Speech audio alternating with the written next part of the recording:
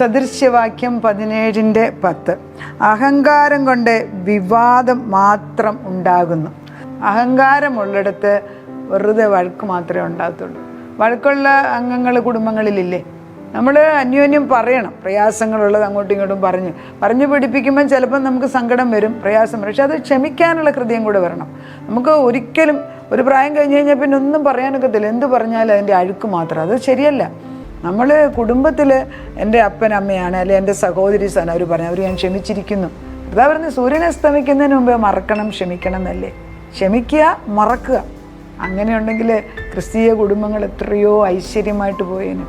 എത്ര കുടുംബങ്ങളിലാണ് അമ്മയപ്പന്മാരും സഹോദരി സ്നേഹമുള്ളത്. അമ്മ മരിച്ചു കഴിയുമ്പോൾ പല കുടുംബങ്ങളിലും സ്നേഹം നിന്നു പോകുന്നു.